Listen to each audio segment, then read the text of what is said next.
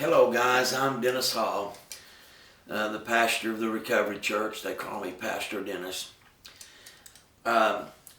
This video is sort of an introduction to a mini documentary that one of the ladies that live in our recovery house, Shayla, has taken on the project to do. And so following this will be her video and introduction, and following that will be many testimonies of the lives that have been touched through this church.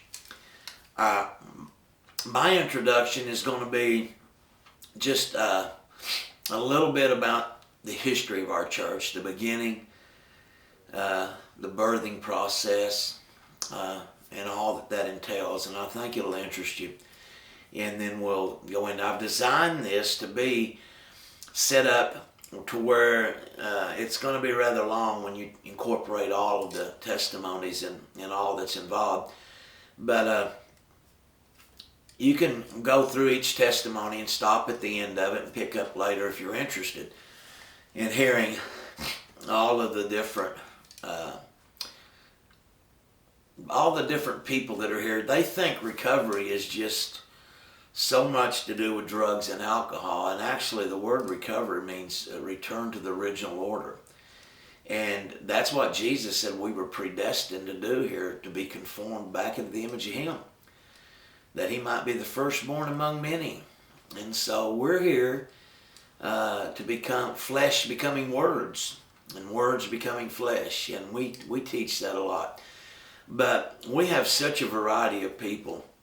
We're probably pretty well balanced now to where we have as many folks that are part of this that maybe family members have been affected by addictions, but you can recover from anything in life. So the name does attract that, but we're just not that. But we do have 2 homes, and just so grateful for the changed lives that are in those homes. And one is Frankie, and you'll hear her testimony. She's been in it since we moved out here to our new church. But anyway, it's designed that way, and so you can stop anytime and then pick back up. Just to tell you a little bit about myself, probably most watching this will know my story, and so I won't go into that a whole lot, but there might be some of you that don't. And I probably will post this because there's a lot of people that aren't really familiar with what we do here. And we are a church. We do have life groups on. We have our midweek service on Tuesday, but we also have a life group that follows that, men's and women's life groups. And I just do a short message, and then we break off into ladies and men. And then on Thursday night, we have a group that we call the Upper Room Group, where we've really been getting more familiar and more acquainted with the Holy Spirit, who is our source. And then on Saturday night, we have a life group, and it's geared more toward the steps. We do a lot of drug court people, but any of these, we incorporate steps in them. And then, of course, we have Sunday service, and then Sunday evening we have a thing called movie night, and we show a lot of inspirational movies. So we have a lot of activity going on here, and a lot of different variety of people. And if you don't have a church family, then we invite you to come and give us a try. We're a little different. We always say, come try the difference and see. But my story began, I guess it would be, 20 years ago, in 2001. So yeah, it would be 20 years ago. I was just a straight out of control outlaw in this town for many years. In the end, just strung out on methamphetamine. And when I got busted, I was out on 2 bonds at the time of 50 and 75. And they busted me for the last time as my mother lay in a bar ditch crying. And I thought that was probably the end of my life. But actually, that day was the birthing of a new life. And it took time. I went to prison with a lot of years, day for day. And in 7 years, God opened the door. I did 7 years in the county, 7 months in the county jail that last time. and then 7 years in prison. And God opened that door so miraculously for me to come home. I did work for a chaplain the 5 years I was there, and he put in a faith pod, and I pretty much ran that while he was busy with institutional duties. And of course he was very involved in that as well, but I had a lot to do with that. And it was kind of my growing years, my maturing years. And it also was preparing me for what God had for me when I got out. So when I miraculously got out, I had a mother and my aunt that was there at the gate. It was a joyful occasion. My chaplain that I worked for walked out with me, which was unusual. And I was in a high security prison. And 4 days out of prison, I went into the jails. I met Don Beasley. And he and I ministered together for about a year, did a lot of seminars, a whole lot of work in the jail. I was allowed to go into jail any day I wanted to when FL was there for those first 3 years. But shortly after that, I started Steps of Christ Recovery. I had started Steps of Christ Recovery, 2 months out of prison. And got involved in drug court. And we just really had a great group. We met 2 nights a week, and it just really grew. I mean, it grew phenomenally, even being out to the north part of town. And 7 months out of prison, I meet my wife, Debbie. And we courted for about a year and a half before we got married. And actually, we got married 2 years after I got out of prison. I got out in December, and we got married in December 26th, and I got out December the 18th. And I was back in the jails 4 days after that, so December the 22nd, which just was phenomenal. I'm still on parole today. Get off next year, I believe. And I had a long-term parole. And I won't get into all the details about how I got out. If you ever want to know that, you can go to the website and read. The story's pretty much there. But I met my wife, and we courted for 2 years, and I met her, and she lived in Woodward. And this lady had never had even a speeding. Now, one speeding ticket in her life, and really that wasn't her fault. But she has never, she was raised strict and had been involved in church most all of her life. She says she can't even remember a time she wasn't in church. And here she meets a 7-time felon. And her family thought she was absolutely crazy. But they got to know me and loved me after a while. Her grandchildren have become my grandchildren. And her kids are my family. And it's taken a while for all that to materialize, but she would drive down here this 3.5 hours every weekend and be involved in the Saturday night life group. And it grew, and we had a lot of fun in it, and a lot of things happened. A lot of lives were changed. And some things happened in that church, and the pastor that had connected me to his church, he met me in the jails. He wanted me to be a part. He left after 12 years, and then so it just kind of fell apart after that. But God had a plan. I basically got run out of that church, and or asked to leave. And but out of that, God had a plan. He was already preparing to start Recovery Church. And when I left that church, of course, I was sad and all, but there was a man that owned a shopping center that said, well, I've got an empty building down there, empty space. Dennis, used to be a restaurant. You take that and keep your group going. By then, we had a really large group. The group was quite, it's probably larger than the church, maybe at some times, that we were there. And so my wife had contacted the Southern Baptist. She was contacting people to help this ministry. She knew there was something phenomenal going on. We weren't married at the time, but she knew I needed some help, that I was in over my head. It was growing, and my heart was set on building a reintegration home. And Lord knows I wasn't ready for that at that time. That would have wiped me out. But after her calling around the Southern Baptists, who hardly ever return calls for this sort of thing, Paul Bettis picked up the phone, and he told her, said, you know how seldom I entertain these kinds of thoughts. We get hundreds of these a month, the people calling. But there was something that drawed him to this, and so anyway, it starts the wheels rolling, and we meet with them, and we would call about a reintegration home, them helping us with one. But after I met with them, they talked me in, us in. Sam Scott said, Dennis, you just need to start a church. Let us help you. And by then I was ordained, and we went through the Southern Baptist training of planning a church for about 2 years. But in the meantime, we had gone ahead and planted one. We started a church out there, and we had gotten married and started a church actually about a month before we got married.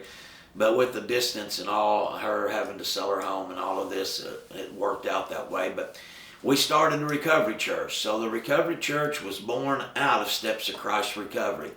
When I first met my wife, for the first time I had seen her, we had visited and Skyped and talked for some time. She knows all these numbers, I don't, but it was several months before she made got brave enough to come down. Her family did not want her coming down here by herself. A guy she had met on the internet that looked like a monster, his old picture, he's 7-time felon, and I mean, they were just terrified for her, but she made that big step, and we met him. Coming into Duncan, the big casino out there, where the church that I was at was on the other side of the road, a huge billboard sign that you couldn't miss, so I thought it'd be easier for her to find her way. She couldn't miss that. I'd just tell her when the casino got close, you'd just look for that billboard and follow the directions. And I was standing in the parking lot waiting for her with a yellow rose, and we kissed the first time in my office out there at Steps of Christ Recovery.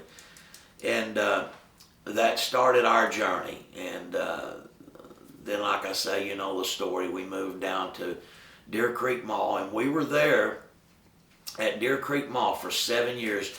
We were in one side for about a year, and then we outgrew that pretty quick, and we moved to double our size next door.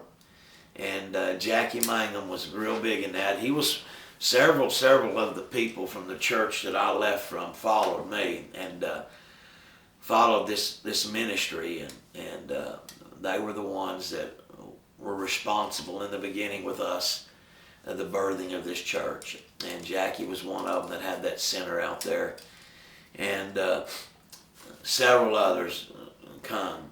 And there's a small church anyway, so I don't know, about 15 people I think come out of the church, not counting the recovery group. And that's kind of what we started with, was about 25, 30 people, and it grew. And after 7 years, we were able to buy this property. And we spent about 1.5 years remodeling this property. It is beautiful. You can go on Facebook and on the website. I think I've got pictures of it, the old website, but just a beautiful cathedral ceiling inside with burnt wood, and it was all done, the labor, by drug court people and people coming out of jail and on parole. Actually, out of all of this, about 5 or 6 businesses were birthed. These guys had gained some confidence in themselves and found out talents they didn't know they had, and started businesses, and was putting God involved in their life, and He was just blessing it. It was really a phenomenal thing. And it was 7 years, and 7 in the Bible is a number of a season completed, and so we moved out here on another mission field. And it wasn't long after that there's 70 acres or 80 acres that surrounds us here, I think. And it was owned by 2 families, and one family gave us their half of it, actually 9/16. So we own 9/16 of the land that surrounds this place, and we know God will give us the rest. We have big dreams for some bringing in and building about 10 recovery homes out here, just 1 and 2 bedrooms, and putting a youth camp out here. My wife had a dream of starting a creative school. In the meantime, she got her doctorate. She's a PhD. At her age, I think it maybe 7 years she spent intensely studying and got her PhD in transpersonal counseling, and now she's going into Bible interpretation. But Dallas used to supervise the jails at one time, Dallas Gibbs, and now she's the director of Gabriel House, which is an after-school program for kids. There's just no after-school curriculum. I mean, there's just nothing for kids to do after school. And so they have that, Bonnie does, and so Debbie is, and it seems like maybe that's coming together where that'll be part of the creative school as well. I'm not sure how that's working. We was planning on it out here, but you know how God unfolds things. But I want to back up to when I come out of the jails. I met Don Beasley, and Don encouraged this ministry so much. He poured into this, built the first website, got me out there and introduced me to people in the homeschool community, and I met several people there that have been such a big help and support of this ministry. But one of them is Tim Keller, and I asked him if he'd mind I mentioned him, and he said a little bit. He loves to get his blessings from God. But I met him real shortly after prison, I guess maybe a month, and we got to know each other very well. Saturday morning we'd meet to pray, and at one point he come up to me and he said, "Dennis, God has told me to help you in your ministry." And I really didn't know at the time exactly who he was, or I mean, I knew him, but I didn't know, I don't know the word I'm looking for. Anyway, very able to help a lot. And he's, over the years, has just been a silent partner and a silent elder to me, and provided us a lot of things that's helped us really get to where we are. Our property out here is, appraised over $500,000, and we don't owe $20,000 on anything. And so got a brand new van that a lady bought for us one year and gave us a large sum of money, and we've had many like that, so I don't want to mention their names. I don't want to steal their blessings, but that is just God's blessing on us. We feel like the Abraham blessing because Debbie left everything. I have not done anything since I walked out of prison for 12 years, but minister. I've had some rough times in between, and being a husband and trying to be a godly one and trying to be a pastor. 2 years out of prison, I was married for the first time, was a pastor of a church, and owned my first home. And I was the most irresponsible person in the world. When I come out of prison, right before I come out, I owed the IRS, I don't know how much, close to $100,000. I had $80,000 in fines. I owed disability, $20,000. I had tax liens on me. My credit was the worst in history. I'd had things repossessed. I mean, I was a mess. And God told me He was going to give me a new name. And He did. I mean, He got rid of all of that stuff, and I won't go into detail how that happened. My wife was responsible for some of that. The fines was a guy that I led to the Lord in prison, and he happened to be a prison lawyer, and got the fines off of me right before I come out. It's just amazing how God has had someone there all the step of the way. My wife has been very instrumental in so much of this ministry in my life, and she has gone through a lot, helping me mature and grow. But I just want to say to everyone that just because you have such a powerful anointing and God's favor on your life, and you're a walking Bible, when you've come out of the life I have, you've got to live it. And man, I have had to die a lot of flesh, deal with a lot of responsibility that has just, I guess, one of the things that I've learned in counseling is at whatever age someone becomes an alcoholic or a drug addict, they pretty much escape the world. And you kind of retard your developmental process. You put it to sleep. And when you decide to to become responsible and pick up, you kind of come back at the age that you left. And I was 17, I was an alcoholic, a bad one. Those of you that know my past know where I was brought up at and the kind of environment. And so when I come back with all of this responsibility, I was dealing with it at the mental age of a 20-year-old or something, and had such an enormous responsibility on my life. As I get ready to bring it into Shayla's part, which I'll put all of this together, and she'll tell you more. She is in our recovery house now, her and her daughter. Her life was a mess, and now she's just phenomenal. I mean, she's going to school. She's fixing to graduate, I think, have her associate's degree. Got a phenomenal job working at Gabriel House. Has raised a phenomenal daughter in that home. I think Oakland was maybe 3 or 4 or 5 months old when she started coming here, and 2 years ago. And Oakland is just a little Jesus. I mean, so phenomenal. And she's just one of the many that house has benefited. But I do want to say this as I close. One of the things that God had provided for me when I come out was a phenomenal mother. My mom had made some mistakes in her life and with us boys, and was probably a terrible enabler because of the guilt she had. She overcompensated, but she had to try to be a mother and a father raising us. And she's passed. She dealt with about 11 years after I got out of prison. Her and my Aunt Jimmy were very instrumental, and I want to mention my Aunt Jimmy. They were very instrumental in the birthing of this church as well, and Steps of Christ Recovery. And we used to send out 1,000 newsletters every month, and stuff in envelopes, and being at our jubilees, and all of the activities we had. They were just a part of this, and they too would come every month for 7 years and see me in prison, and we talked about these days, and they knew something was going to happen. My life was so phenomenally changed.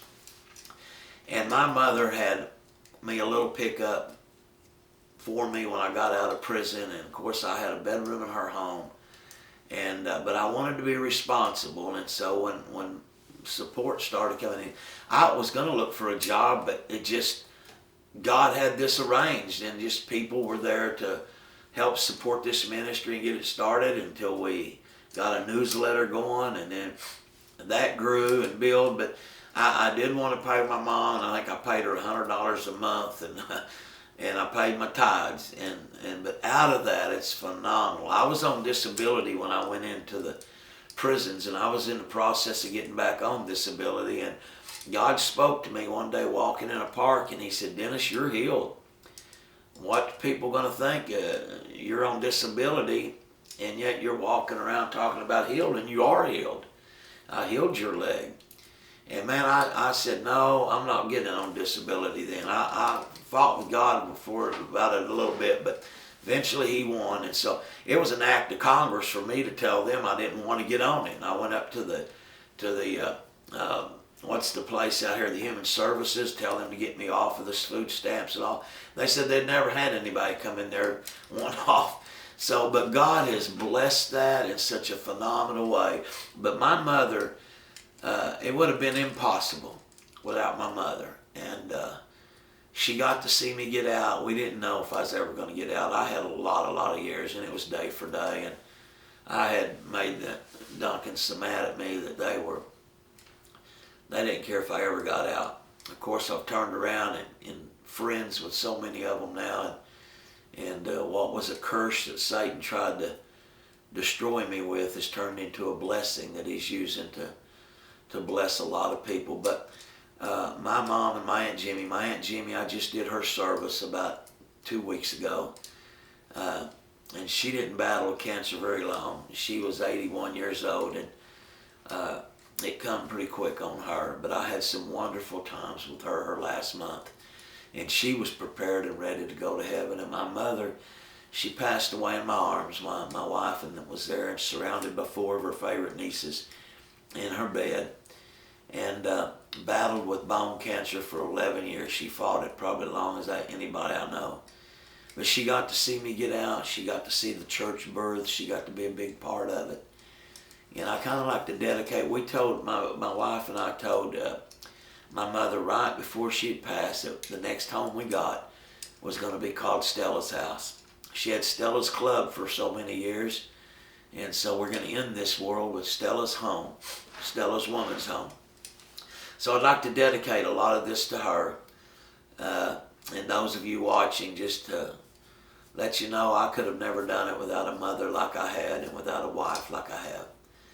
So I hope this blesses you. I told you a little bit about it. Like I say, this is kind of a mini documentary of the history of our church. And then following this will be several testimonies and stories about why these folks come and what's happening in their lives and how they're a part of making this happen. And our future, we're so excited about it. Got so many people excited with us, and we just love our new home. And we just thank God, and we thank Jesus, and we thank the Holy Spirit. Hope this blesses you.